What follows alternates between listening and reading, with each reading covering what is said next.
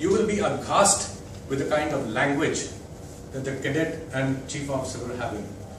If I had been chief officer and my cadet had spoken to me like that, he would have been dead.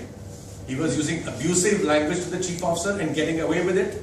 The chief officer was using abusive language to the cadet, and they were having a shouting match in BCs and MCs. The point I'm trying, all three of them are out of the company, by the way. There was zero tolerance we had. We got rid of the master, we got rid of the chief officer and the cadet from the company. So the point I'm trying to make it, this is where discipline, this is where values have degraded.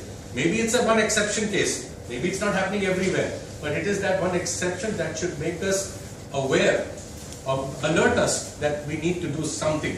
There's something wrong in the way we are either allowing this thing to happen on board the ship, not taking action on it, because generally these things don't get reported. And who are the biggest ambassadors for us on board the ship? Our senior officers. So interaction between senior officers and the management is extremely important. Professional pride needs to be rejuvenated, because unless we get back to the professional pride that we have, and most of us still have it, I'm sure, because we would not want to be considered at par with what is going on today. What are we doing about it? That's the question for you guys. So what is it that we should do differently now? I mean, problems, I think they're all good at identifying the problems. We need to do something differently, and which is what I think the objective of today's talk is going to be. We have to try and identify what needs to be done differently. There are certain peculiarities in our business, and I think for those who may have attended my last presentation at one of the seminars, I think it was the Shipping Tribune, where I spoke about the linear hierarchy on board ships. Unlike a shore establishment where you have 5 junior levels, 3 supervisors, pyramid structure, where you could learn from your own peers who may be 3 months plus minus junior senior. On a ship you have a linear hierarchy. Ek captain, ek chief officer, ek second officer, ek third officer, and if you're lucky, a cadet. So that is the linear hierarchy. Where does that boy learn from? The junior level person. If he sees his immediate senior doing something which is inherently wrong, that he imbibes those practices, he imbibes those wrong practices, and how are we going to address that? We need to find answers to address those mistakes that get inherently embedded at the junior most levels. We've also, most of you trainers would know what the Miller's triangle is, because it clearly we need to identify the difference between knowledge and competence. Knowledge is something that you guys can give to the people, and you are doing it. There's absolutely no doubt about that. There's no doubt about that either. That when the people come to you for your training centers, your sessions, etc., the knowledge is being imparted, people are capturing the knowledge. But does that knowledge get translated into actual performance? Because only when this knowledge is transformed into actually doing the job in a live scenario, that is what is called competence. That is what is competence, and very easily, again I will repeat something that I said in the last presentation. We are very quick to blame the maritime administration. What sort of bloody exams do? They themselves don't know anything. Usko second match ticket de diya, sale ko chart pe position dalna bhi nahi aata hai. When the examiner is examining the candidate, he is examining him for his knowledge. But that's what he is not there on board a ship to actually see him plot a position, to take bearings, to do whatever else that is required as part of implementation or putting that knowledge into practice. Who is responsible for that to make sure and hold the boy's hand? Aajkal, if a mate goes to the master and says, sir, I'm struggling a bit with this cargo calculations, what does the master do 8 or 10 times? You sent me a chief officer who doesn't know how to do cargo calculations. Finished. One message goes straight out. That's a fact. That is a fact. Rewind, when I became a chief officer, I went on a tanker. I had been as a cadet on a tanker, and then I went as a chief officer on a tanker. Now, theoretically, I knew how to do all the API tables and everything, but I had not done it in recent times in practice. I went up to my captain. I said, sir, I need your help to come and just check my work, what I'm doing over there. Of course, you know what the captain said? साले तेरे को ये भी नहीं आता है जब सेले के बाद दारू पिलाएगा तू मेरे को. And okay, those days were not dry days. We used to have a drink after that, you know. But he came down. He did not. He was happy that at least I went up to him. I had the courage to go up to him and say, "I don't know. Please help me. Please guide me." People are scared to do that today. Are our seniors instilling that kind of confidence amongst our subordinates that they have the courage to come up and ask? Something that we need to see how we do that.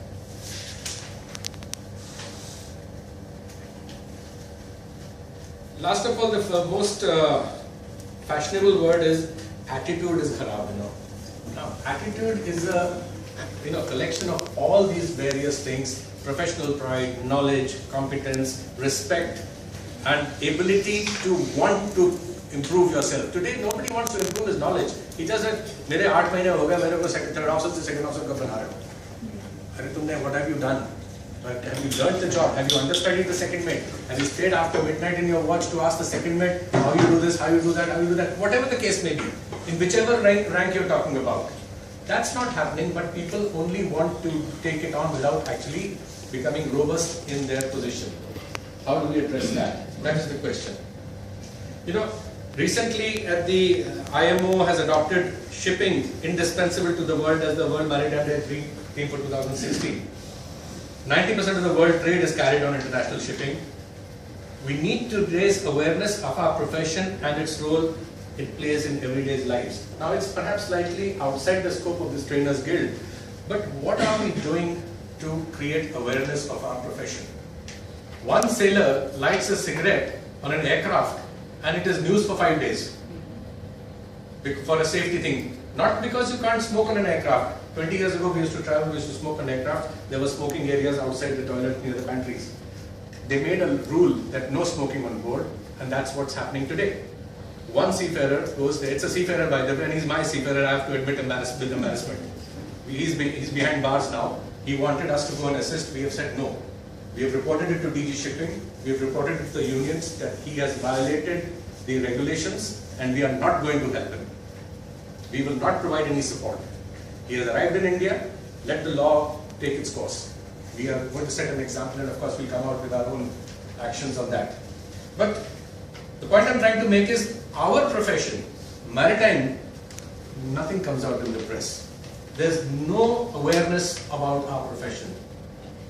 What do we need to do to create that awareness? Because unless that awareness is brought about, unless there is knowledge about what we do, how people get their televisions at home, how do they get their gas at home, how do they get their foodstuff at home, we will not be recognized. And once we are not recognized, we are not respected. And if we are not respected, individual self-respect for our profession will not get automatically imbibed as it does amongst other vocations.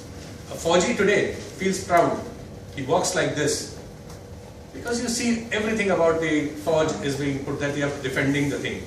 I mean, the forge is no good if there is no food. We are bringing the food, we are bringing the utility items, we are bringing everything that we consume. Yet we are relegated into something like a third-grade profession. Where is our professional pride gone? For those of you who are ex-Dufferin over here, you might remember Mr. Kotwal. You know what he used to tell us? You buggers think you are cream of India? You are bloody shit of India. And I will make you cream of India before you pass out. And he used to actually do that and he used to feel proud about it. Afterwards you say, we are the cream of India. Of course, there was always another person next to them. You think you are cream, you are still shit. That's another story. No, the point I'm trying to make is at that level, the lesson that was coming out, you were meant to feel conscious that you are the cream of India. In whatever manner he did it. But he used to get that across. Are we doing that to our juniors? Are we making them feel professionally proud? Questions? Not necessarily for this audience, but definitely as an industry we need to capture these questions. What we can do in this audience is some of these messages need to get translated and transferred to the seafaring population that comes through you guys. You guys have a big effect on them. A lot of the seafarers still have respect for their gurujans, as you have called it, rightly so. And this is the forum where you can try and imbibe these kind of values. This value addition is very important because unless the mindset changes, we can have as many of these training sessions, we are not going to get much headway. Last, I'll close with one thought. I mean, I read that book by Nautical Institute on mentoring, 10 Minutes to Mentoring. I think it's a fantastic book. I think I have already recommended to my company that we should buy and at least place 2 copies on every ship, because I am not entirely convinced that if I tell my people to buy it, they will buy it.